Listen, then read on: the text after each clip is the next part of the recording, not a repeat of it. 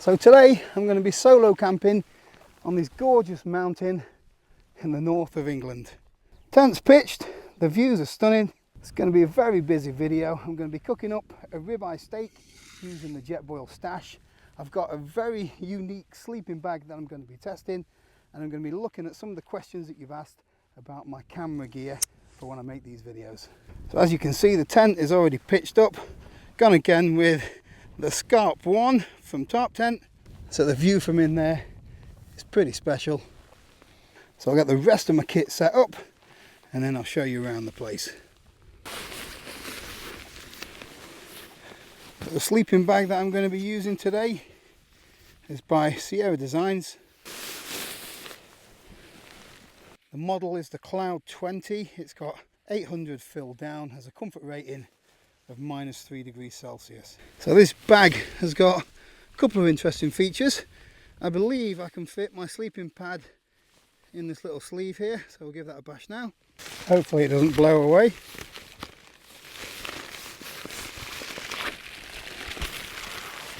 So it does only fit in that top bit there, but there is a little pocket here that opens up so you can stick your feet out if they get a little bit warm. But the best bit about it is it doesn't have a zip, so it's like a cross between a sleeping bag and a quilt. So this just pulls over you like a normal blanket does at home, and then you tuck it under here and then that seals up, keeps you nice and snug. I think it's going to be a good night. This is gorgeous. Just look at those rays over there, over the mountains in the Lake District. Over there you can see the coastline. I think that's Morecambe way. It's going to be chilly, but there's not much wind.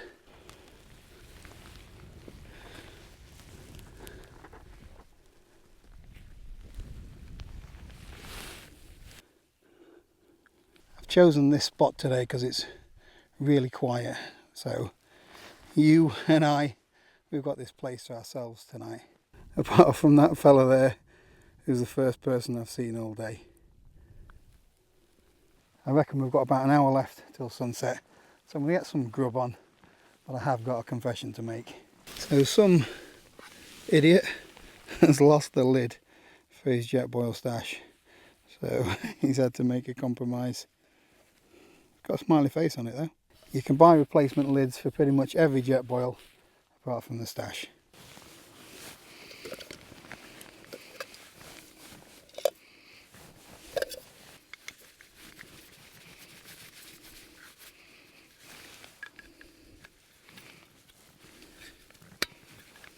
So I've put my eggs in a little Nalgene bottle, but it looks like they've turned into a bit of a meringue walking up here.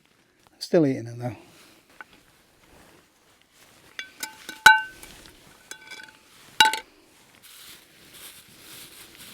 Looks alright, doesn't it?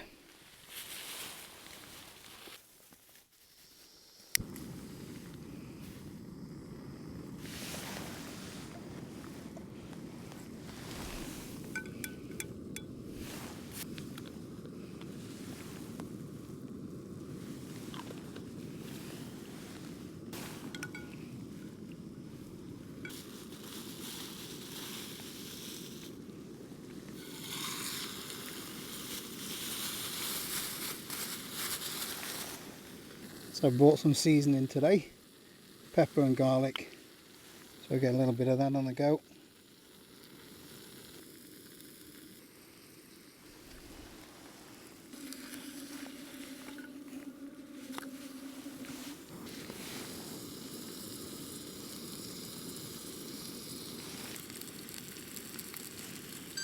I don't know which view is best, this steak or that over there.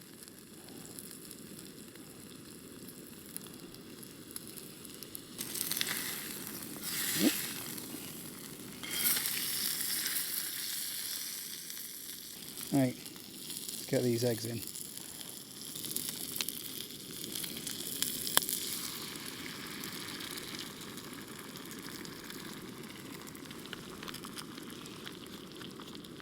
Not bothered about the meringue.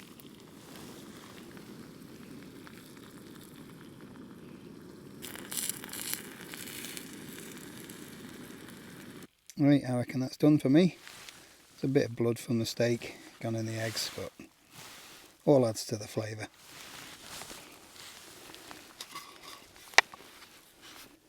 I am ready for this. It's falling.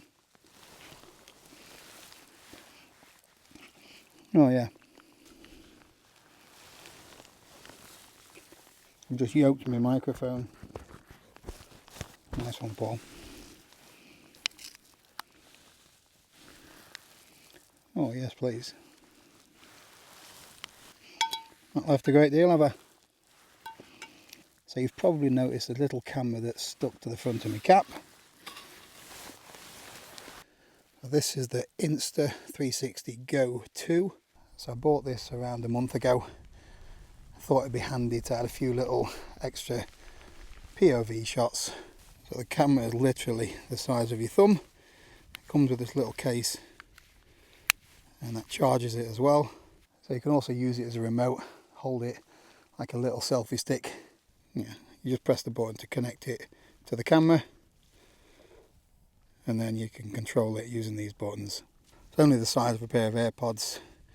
You can screw that there onto a tripod mount, but for what it is, it's a bit expensive and it only gives you a 1440p resolution. That sun's just dropped and so's the temperature. So I'll have a quick change and I'll show you the little setup I've got for my GoPro. So for my GoPro, I use these snap mounts. So your GoPro attaches to this little mount, which is magnetised, and you can just clip it on to your tripod. So that just pulls off. So that's what the tripod mount looks like. So you can get a couple of these, so it makes for quick release. They're very strong, they're not going to fall off. But you can also get other mounts. So this one I've put onto the GoPro clip, so then I can just clip it onto a cap or onto my backpack, something like that. Again, just pull off quite easily. And I've got this little necklace thing as well. So the necklace goes over your head.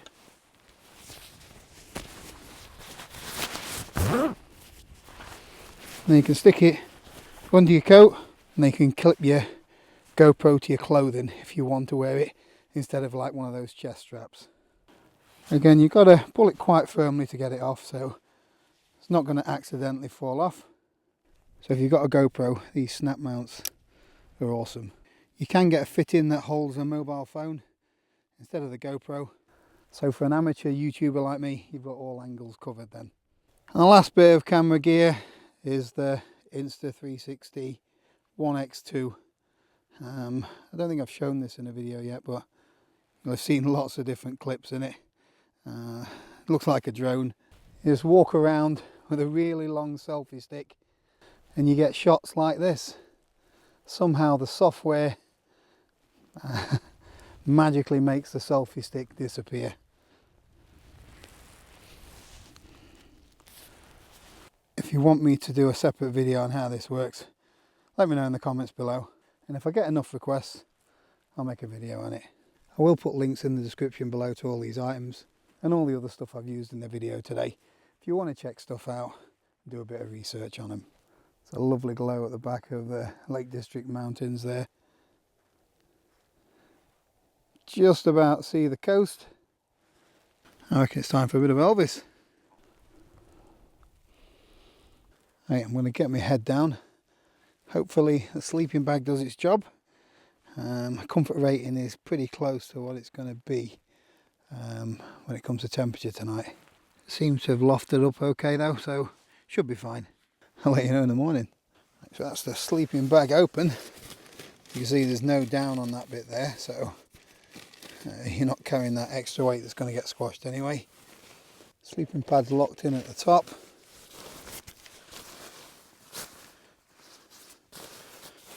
Better crawl in. And this just pulls over like a blanket. Good morning. It's 5:10. As you can see, it's quite light outside, but Sunrise isn't due for another 20 minutes. Not the best night's kit that I've had. Sleeping bag was great, but this floor is so slippy and this pad is just sliding down it all the time. So as you can see, I'm right up against the edge of the tent. So I'm going to have to put something on the tent floor to stop it slipping. So either one of those mats or a bead of silicone, something like that. And this has been really warm and I've been surprised by how much room they've got inside. So it might be worth trying one out in a shop for size if you've got broad shoulders.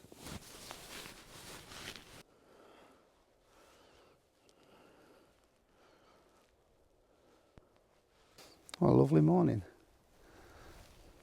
So considering I didn't see a soul yesterday, I was joined up here last night by a young lad from Manchester. So he's pitched up by the trig point. The sun's going to be rising over yonder.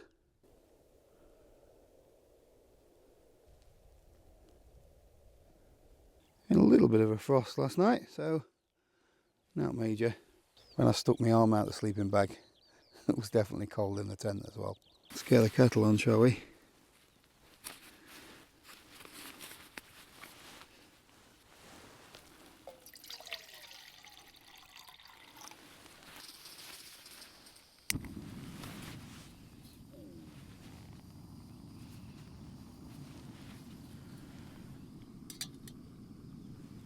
Using one of these coffee bags, I bought some powdered milk. The stuff I use is, it's called Nido, I think it is. Much better than that skimmed milk stuff. Big thanks to the novice wild camper who sent me this little folding table that he started making.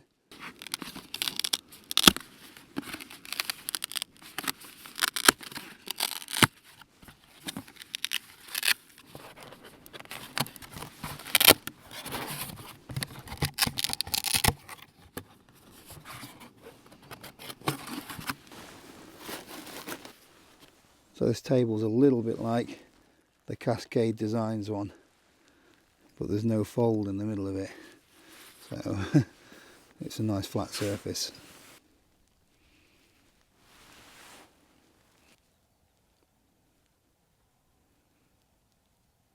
Overdone it a bit with the milk. So I remembered to leave the vents open last night. There's virtually no condensation. Little tiny bit, that's frozen up inside. But I must remember to remove these if I'm not using the crossover poles. Because when the wind blows, these do like bash against the fly sheet a little bit, so you can hear them. I'm just tightening down these compression straps. You'll see why in a minute. Not bothering with the stuff sack.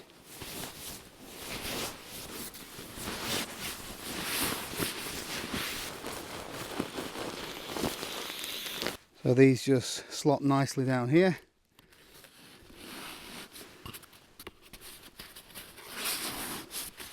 It's not perfect,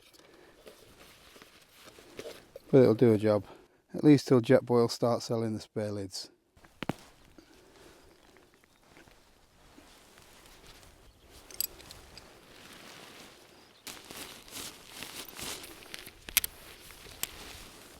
So I'll show you now why I tightened up those compression straps. So this is one feature that I really love about this pack. So as you can see, I've got everything packed in, but I've still got to get my tent in. And when you've got a tent that is long like this and a bit more difficult to pack, I can now release these straps